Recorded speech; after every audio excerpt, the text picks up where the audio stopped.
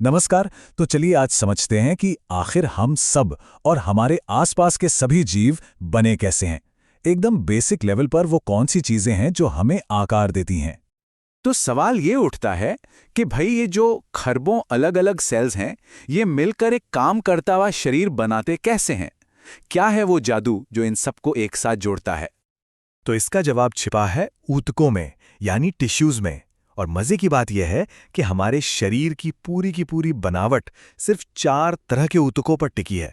यही है वो मास्टर ब्लूप्रिंट्स। चलिए अपनी यात्रा शुरू करते हैं हमारे शरीर के पहले और कह सकते हैं सबसे बाहरी रक्षा कवच से, यानी उपकला ऊतक से।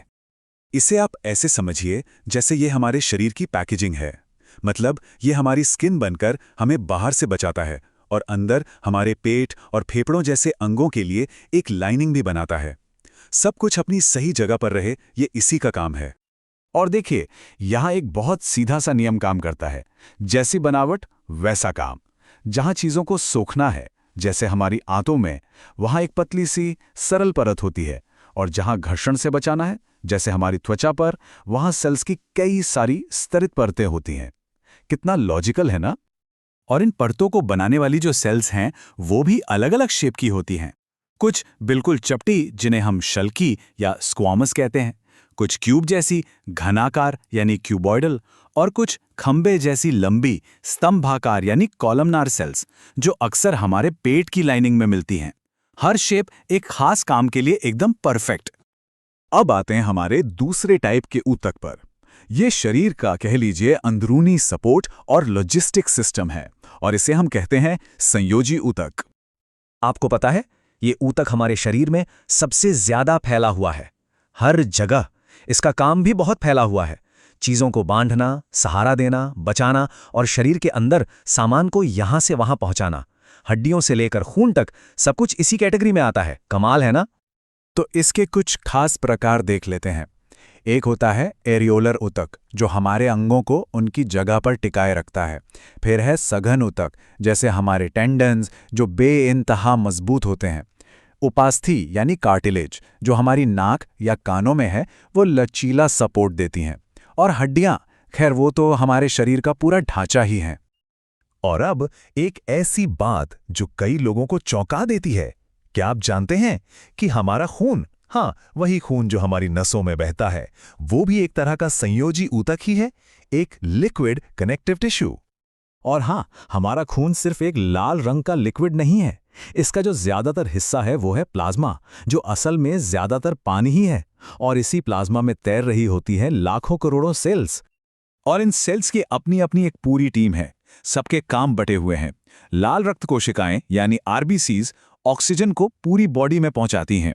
श्वेत रक्त कोशिकाएं यानी डब्ल्यूबीसीज हमारे शरीर की सेना है, जो बीमारियों से लड़ती हैं। और प्लेटलेट्स, जब भी चोट लगती है तो ये खून को बहने से रोकते हैं, मतलब क्लॉटिंग करते हैं। चलिए अब आगे बढ़ते हैं और बात करते हैं उस ऊतक की जो शरीर की हर एक हरकत के लिए जिम्मेदार है, हमारे चलने फिरने से लेकर दिल की धड़कन तक। पेशीय ऊतक की ना बस एक ही सुपर पावर है, सिकुड़ना और फिर फैलना, कॉन्ट्रैक्ट और रिलैक्स। और इसी एक ताकत से हमारे शरीर में हर तरह की मूवमेंट मुमकिन हो पाती है। और ये भी जनाब 3 तरह का होता है। पहला है कंकालीय पेशी, जिसे हम अपनी मर्जी से हिला डुला सकते हैं, जैसे हाथ पैर की मसल्स। दूसरी है चिकनी पेशी, जो हमारे पेट और आंतों जैसे अंदरूनी अंगों में अपने आप काम करती रहती है, उस पर हमारा कंट्रोल नहीं है। और तीसरी है सबसे खास हृदय पेशी, जो सिर्फ और सिर्फ दिल में होती है और बिना थके पूरी जिंदगी धड़कती रहती है। और अब हम पहुंच गए हैं अपने आखिरी पड़ाव पर, शरीर का कमांड सेंटर, इसका इंफॉर्मेशन हाईवे, यानी तंत्रिका ऊतक। तो ऐसा समझिए कि ये ऊतक हमारे शरीर का बॉस है। ये बाहरी दुनिया से जानकारी लेता है, उसे समझता है और फिर शरीर के बाकी हिस्सों को ऑर्डर देता है कि अब क्या करना है। और ये सब बिजली के सिग्नल्स के जरिए पलक झपकते ही हो जाता है। और इस पूरे के पूरे नेटवर्क की जो सबसे छोटी और बुनियादी इकाई है, वो है एक सेल, जिसे हम न्यूरॉन कहते हैं। यही वो तार है जिससे होकर सारे मैसेज दौड़ते हैं। तो अभी तक हमने इन चारों ऊतकों को अलग अलग समझा, लेकिन असली जादू तो तब होता है जब ये सब एक टीम बनकर एक साथ काम करते हैं। चलिए एक बहुत छोटा सा उदाहरण लेते हैं।